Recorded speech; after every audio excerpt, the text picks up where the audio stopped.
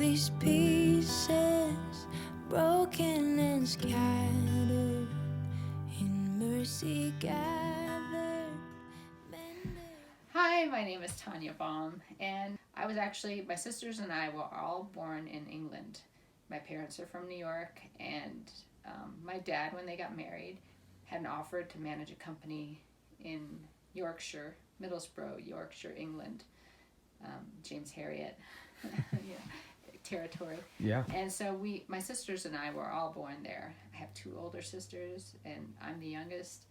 And when I was a year and a half, we moved back to the United States, and we lived in Connecticut for 7 years. So you moved to Connecticut. Mm-hmm. And then we lived there until I was going into 4th grade. And then my dad had an offer to manage a company, a moving van company, and the way they sold it to us, because you could tell where they wanted to go. This was in 1975. They're like, do you want to move to Dallas, Texas, or Tampa, Florida by Disney World? And we're like, Disney World! So It's easy. Yeah, so we ended up moving to Tampa, and it was kind of like it was a much smaller town back then, and we had a new house, and my parents didn't have a lot of money. My dad was raised Orthodox Jewish, but he became basically an atheist, and my mom was an atheist, so that's how I was raised. Without religion. As a matter of fact, if I remember one time, we had a Bible, like an Old Testament probably when I was a kid, and I was supposed to read something for school, and my parents were really unhappy about that, so I think they wrote a letter, or they wanted to write a letter to say that I didn't have to read it. And I felt like I was like ostracized in school. I had teachers that didn't like me, and when I was in 6th grade, I did a report on evolution, and and it didn't go over well. But anyway, then going into high school, we had 10th, 11th, and 12th, and it was a really big. It was a school. It didn't have enough room for the students, so 10th grade was in the morning, and 11th and 12th was, or I'm sorry. 10th grade was in the afternoon, 11th and 12th was in the morning, and I just, as soon as I was old enough to work, I worked nonstop since I was old enough to work. Even before then, I would babysit, and I worked all through high school. I worked as a cashier at a grocery store, and I was always the good employee. If they ever called me in, I would go in because I really needed the money, and I would walk to the grocery store to work because I didn't have a car. I didn't get a car till I graduated college, and could afford it myself. But I would walk in Tampa, Florida, in my polyester triple knit, and my button down, and my skirt, and I think I had pantyhose and everything, and super humid Tampa, Florida weather to go to work. But I was dedicated because I really needed the money. But anyway, so then just high school. I mean, I was a good student. Yeah, math was like my best subject. Like a real job? Yeah. So where did you go to college? Where did you get your first real job? Okay, so I went to University of Florida in Gainesville, Florida, and I had to work all the way through college because I had to put myself through school. I had grants and scholarships and loans, and so my first job I was an actress in high school, and I wanted to do theater, and my theater professor, or my theater teacher, whatever you want to call him, in high school, he said, do whatever you have to do if you have to sweep the floor. So I got a job in college. My first job was a work study program, and I was all I did all day long was all I did all day long was photocopy plays, which is probably illegal. But it was so awful, but I stuck it out the whole year because I needed the money, and they could work around my school schedule. And I think because, of course I did like to party in high school. I was in a sorority, and we would all drink and everything like that. So but I was always still a good student. I always, I would read 200 pages the night before an exam. But I had really good short-term memory, so it was good for me. So, and then I would just have to recognize words or something, And I ended up graduating college with honors, and so I had, I worked, like if I came home from college, I would go back to the grocery store. And then my senior year of college, I got an internship at a department store because I thought I wanted to be a buyer at a department store. And the job that I had, they just had me working as a cashier, basically. So it really didn't teach me anything. And then after college, I actually wanted to be, I got my degree in finance, and because of the math. Yes, because I loved math, and I thought that I wanted to be a stockbroker on Wall Street. Well, actually, my senior year of college was the crash, Black Monday, and people were jumping out of windows, and I'm like, this is not for me. But they had a job fair at Florida, and I just went around, and I knew I needed a job right away, and so I ended up getting a job in banking. And so my first job was at Barnett Bank, which was a big bank in Florida at the time. And I had to move from Gainesville, Florida back to Tampa to get my stuff, and then drive down. I had got my first junky car, and I had driven down to Fort Lauderdale and had to start the job on Monday. So I graduated on a Friday and had to start work on Monday. So, I never had a break. I worked nonstop, but I was so happy to have a job. And when you're in college and you graduate and you think the world is your oyster, well, then I ended up getting laid off a year and a half later. And I was in the unemployment line with my banking suit on, my skirt and everything, and there were other people in suits, and they're like, Barnett Bank? I'm like, yes. And I remember being so devastated. It's like, how can this be happening? And I had a friend, my friend Mara Lee, who's still one of my best friends to this day. She helped me do my resume. And yeah, so that was my first job. Cool. So then when I got laid off from the bank, I had been out to California with my friend Linda on vacation, and I had fallen in love with it. And before that, I had never changed time zones because my parents had no money. So we would drive. If we ever took a vacation, we would just drive from Tampa to New York to stay with family. And that was it. We would just stay on the East Coast. So when I went to California, it was like, it was just exciting, and I was only in my early 20s. And so then I drove in my Pontiac Le Mans, which it was a rental car. But my dad worked at the bank where they had this bank sale with the rental cars, and it was just an awful, awful car. It just always broke down. But anyway, I drove it 4 days across country by myself with whatever I could fit in my car. Anyway, it's kind of scary, this young girl traveling across the country by herself with a junky car. And then I finally get into LA. So I was there for weeks before I finally got the job offer. And so I started out in payroll there. And so I worked in payroll for 6 years at Paramount, and then I worked for a TV show. Henry Winkler, the Fonz, was one of my bosses, and he was only in the office like once a week. But anyway, so I did accounting there, payroll, AP, everything. But I just didn't like LA. I was in the middle of the earthquake. I was in the middle of riots. There were people looting and rioting all around my car.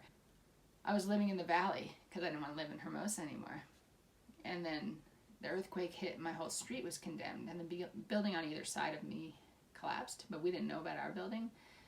And I had met Steve's sister like a few weeks before, and she's like, or a month before, and she said, you should come stay with me, we can all be roommates, because I was having problems with my roommates.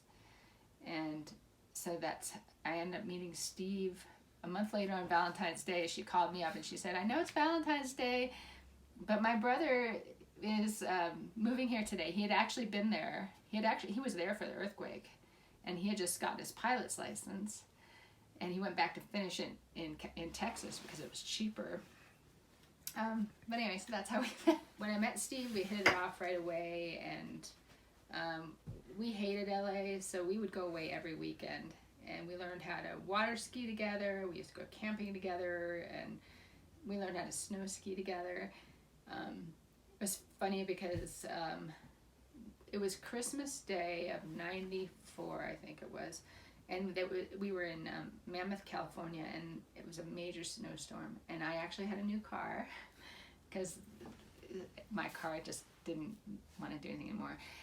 Anyway, so then it was just a regular car, but we went to this place, and Steve wanted to be a stunt driver when he was younger. So anyway, he drove up there in the snow, and he spun around and parked perfectly in a spot at this restaurant. Yeah, it was funny. It used to like scare me, and now I'm like, whatever. It was when we lived in Forest Lakes, when we first moved in Forest Lakes, we had this one neighbor on our street because it was totally undeveloped, and Steve used to like come down the street sideways and shine his headlights in their car, and then just straight in the car, and they are still our good friends to this day, but they used to joke like, Steve's home. But anyway, so yeah, we would go drive 5 hours round trip each weekend to go someplace away from LA and be in the woods. And this guy that worked with me at the TV show, he said, you and Steve should check out Durango. You would totally love it. We had been already exploring all over the West because we knew we wanted to leave. And Steve had a really good job painting movie stars' cars, and I had the good job at Paramount, but I didn't like my boss. He was not a nice person, and so it wasn't hard to quit our jobs, but it was scary. So we just quit our jobs, had no jobs, and moved to Durango with nothing, no job, and we had a rent house reserved that was kind of expensive back in the day, and because Steve needed a house with a garage. And anyway, so then it was very challenging at first. I remember when we weren't Christians back then, but he got a job right away, and he was making really good money, and I wasn't. I had a horrible job making $10 an hour, which is now the minimum wage in Colorado. It was really scary. But then I got a job. I interviewed for a job at the airport. It was a brand new position. It was airport administration manager. So there was the director of aviation, and I was going to work directly under him. And I guess hundreds of people applied for the job, and I couldn't believe that I got it. And anyway, and Steve at the time was pursuing aviation at the same time. Like, I was working at the airport, and we were living in Ignacio in this little rent house at the time. And he became a flight instructor, which pays horribly. I mean, basically, you're getting like a few dollars an hour, because by the time you drive to the airport and teach somebody and drive back home, and it was minimum wage. I mean, you didn't make any money, so it was he was still trying to paint cars, and yeah, so Steve was painting cars for a living, and I was working at the airport, and then I ended up getting a job as a flight attendant, and he used to not want me to do that because he was worried about me being away from home and stuff, and but now he was finally in a position. This is something I had always wanted to do. And I had a friend that was a flight attendant, and she would come visit me in Durango, and she would say, I love my job. And my friend Linda, and I was like, I wish I could love my job. So anyway, I ended up getting a job at United, and Steve, at this point, he was flying cargo out of here in a Metroliner, which they say is the hardest plane to really fly. If you lose an engine especially, there's no autopilot. It's just a really heavy plane that's like used to be a 19-seat passenger plane. And so he ended up being first officer there, making not good money. So we've been broke pretty much our whole lives until now. But I mean, not that we're not wealthy, but we're okay right now. And anyway, so he, everybody thinks, did you meet it? Because he's a pilot and you're a flight attendant? And I'm like, no, I had nothing to do that. We actually, it's funny, over time our interests have merged and we've become more alike, and we've grown together. And when he's been laid off several times in aviation, one time we had moved back to Florida. Well, he had never lived there, but we moved to Florida and then moved back to Durango, and because he got a job flying private jets. So after we moved to Durango, and Steve was pursuing his aviation career, and we would just like to go. We would go to Lemon Lake back in the day. We haven't been there since the fire hit there. Actually, it's been a long time, but it was absolutely beautiful and private, and he taught me how to fish. And I had never shot guns in my life. I had an anti-gun family, so he was teaching me all these things, and we had a four-wheeler, and we would ride, and anyway, we just loved being outside, and we couldn't afford to ski a lot, so we would ski like maybe once a year, which was like our goal for moving here, is that to move to an affordable ski town. And then when Steve was laid off again from flying, he went back to painting cars, and the only job that he could get at the time was an Aztec, so he used to drive down to Aztec, and that was his first like spiritual, like really feeling God. He would go to this body shop, and this guy was a total Christian. He would play Christian music, and he would, I don't know, it just really got into Steve's soul. And Steve had grown up as a Catholic, I guess you could say. He would go to church because his family would drag him there, but he doesn't remember anything.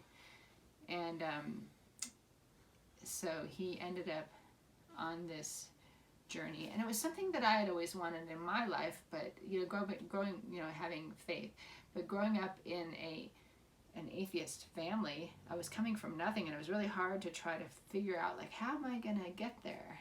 And actually, it was just when I know we're kind of skipping over some of the fun stuff that Steve and I like to do together, but as our interests merged, he started to get into faith, and he would try to explain things to me, and he has a great brain too. Like, he can just explain things to me, and I wish that I could remember how to explain it to somebody else, but I never can. But he, like, what ended up happening was we moved on to our property right now, where we are right now, and we had built this big gate because Steve wanted to be able to drive, tractors in there or whatever. So, but it has to have that beam across the top to keep the gate stable. Well, so he had mixed wood with metal, and we didn't realize at the time that when lightning strikes, it's a lightning rod, basically. So I remember the day that Doug he was coming to our house to get his trailer, and there was a big storm, and I warned him. I said, be careful, because there's a big storm right over our house. And I couldn't see what was happening in the front of my house. I was just looking out the back, and then all of a sudden, boom, and it was like, whoa, and the whole house was shaking. I mean, it was right there. And Doug calls me back, and he said, you're right, the storm is right here, and your gate is gone. And I said, and Steve had just finished this. Whenever he builds these things, something always happens. So he built this huge gate all by himself, because he always doesn't want to, he doesn't want to have people come help him because he feels guilty or whatever. So he'll try to do everything by himself. And so, I mean, we still have pieces of this gate everywhere, like huge pieces. It was just blown apart. And anyway, Doug fixed it for us. And I remember I was like, why do bad things always happen to us? I felt so like, I'm jinxed, we were so jinxed. And Doug was so peaceful, and he was going, at the time, he was going through so much. And I was thinking, how does he do it? And the only thing I could think was it was his faith, and I wanted that. But I didn't know how to get it. And soon after that, I was diagnosed with stage 2 cancer. And it was like, okay, or I think actually I was diagnosed stage 2 before that happened. because I was diagnosed stage 2 right when we moved onto our property. It was 6 weeks after watching my dad die from prostate cancer, and he was supposed to be fine, and he was gone in 6 months. But he didn't want to do chemo. He said that was like poison. He didn't want to have that poison. And anyway, I had just found out a friend of mine had died like a month before.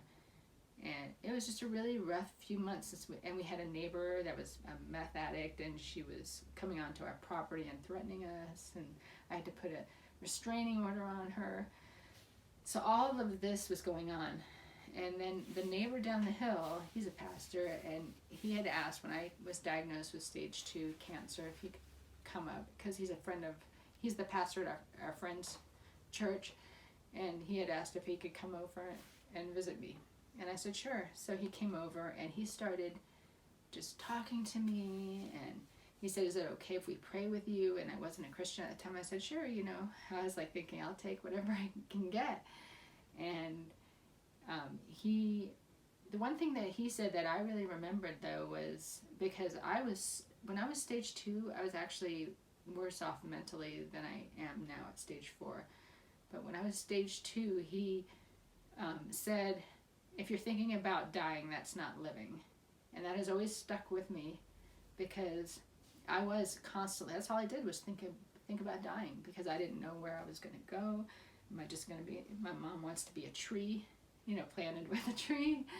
And so it was,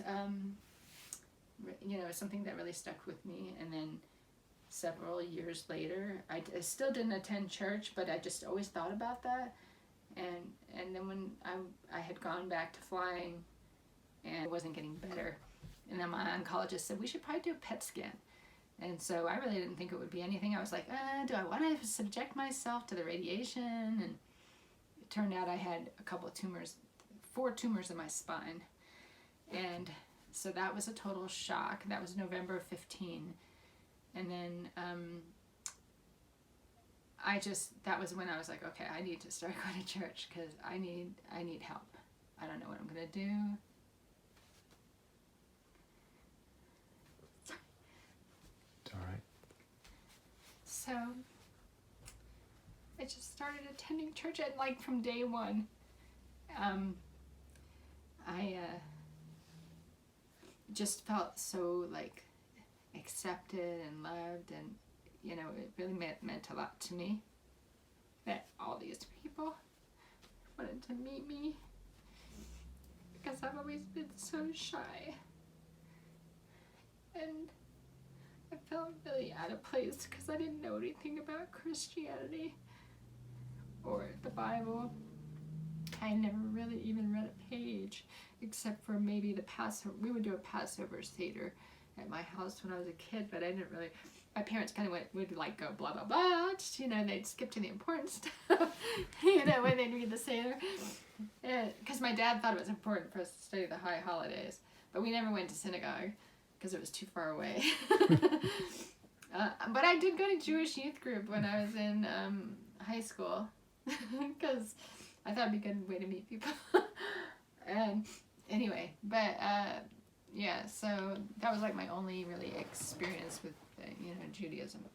So then I started attending church, and they didn't have a pastor yet, but I stuck it out all those years. I mean, because of the family, really, and learning. And Steve was with me, and it was great that we were going through this at the same time, and he was so happy that I was studying. But I really felt the need to have hands-on experience, touch, see places in the Bible, because I'm such a visual person. So just reading it is interesting, but to actually be there and see it, and then remember when you're hearing it in the Bible, and you're like, wow, I was there, and I totally remember that. And it was like, I ended up just spontaneously booking this Israel trip. It was like an 8-day trip.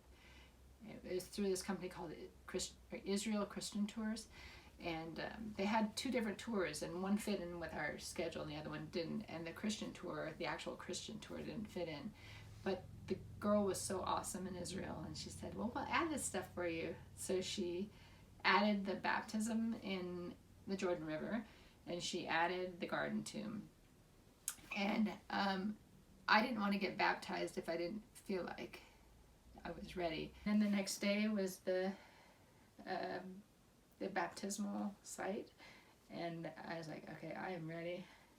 And I know that, faith is a little as a mustard seed. I still am growing, and I still feel like I have so far to go, but it was such a pivotal part of my life, and I would love to go back there. But it was like, and then we just did our 20th anniversary cruise, and I did that cruise because of we went to Ephesus, and we went to Corinth, and I just like I said, it's, for me, it's all about being there and seeing and touching. And then there was like Pompeii, and unfortunately I have the liver issue, and so and I get weak, and so I would have to stop and sit and just try to catch my breath before we'd continue. But I'm so glad that I made it through, and I was able to do that. But that's the thing. I mean, Steve and I drag him to these trips, and he loves it after the fact, but he's always like, I don't want to go. And that we still are a little bit different on some things, because I love to travel and see places, and he loved Israel. He was so happy we did that, and to be in Ephesus. Turkey was just absolutely gorgeous. And so he was, he loves to ride his dirt bike, and I don't like dirt bikes. So we don't, it's not like everything is in common, but we just love being together. And now, especially on the spiritual journey, and we send each other texts, and, Steve's trying to get me to be positive about my outcome and praying about my cancer. And if I'm not in pain, it's easy to do, but on those days when I have pain, then it's a little more challenging. But I guess that's my story. Yeah.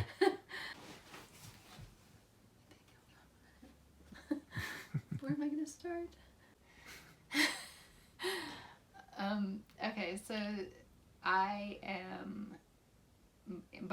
I'm in no way a Bible scholar. And I am not. I actually was doing a Bible in 1 year study that I started with my friend 2 years ago, and I realized last year that I was like, oh, I should get back into it. Okay, it's April. If I start now, I can get back on track. And so then I was going to do the same thing again this year, and I totally spaced it, I think because of everything I was going through. And so, of course, I opened it up. I'm like, oh, April, that's a lot.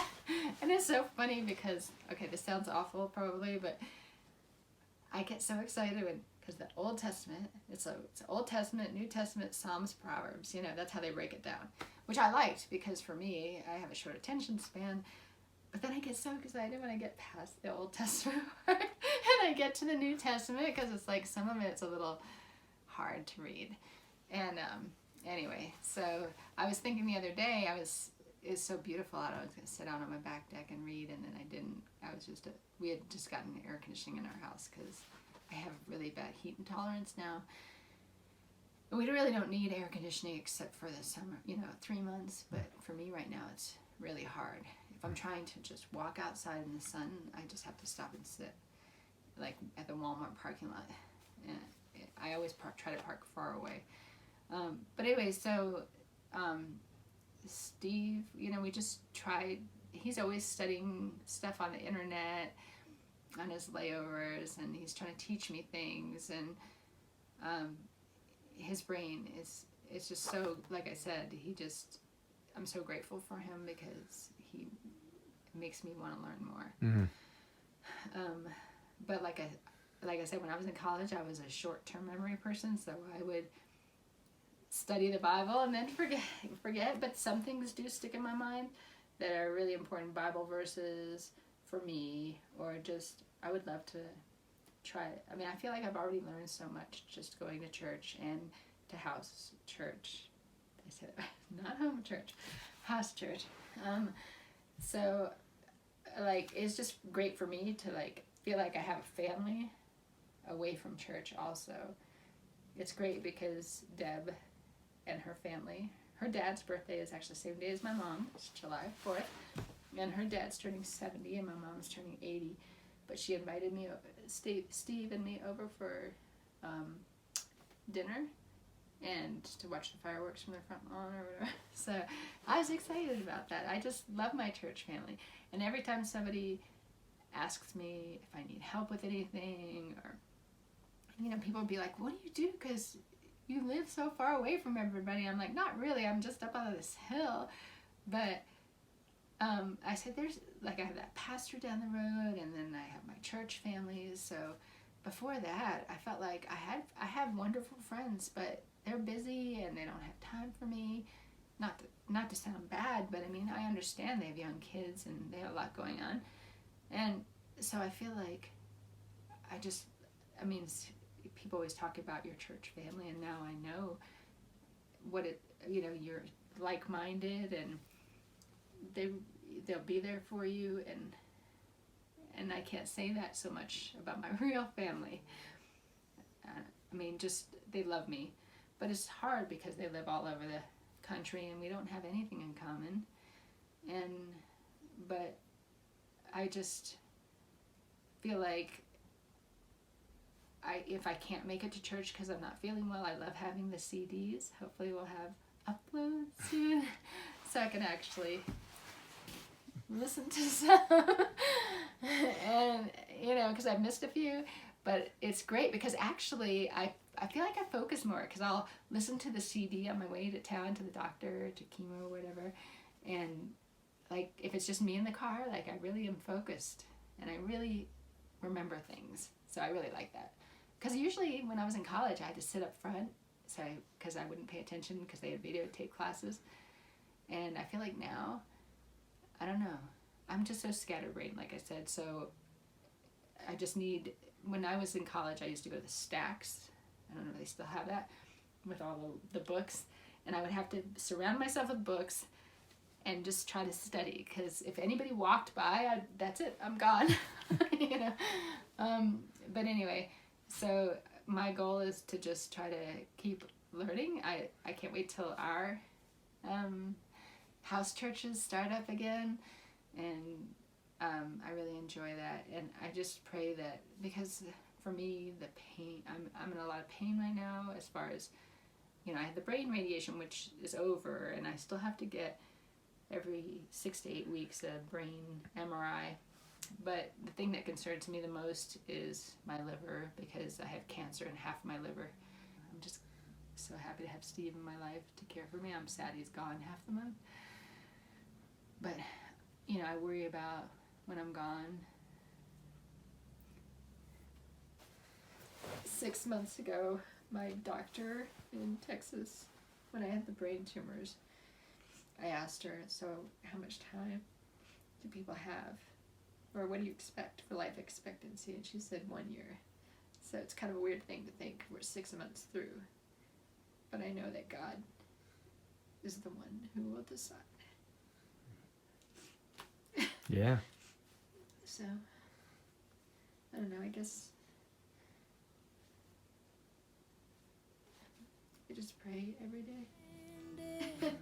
But not forsaken. I've been set free. I've been set free. Amazing grace, how sweet the sound that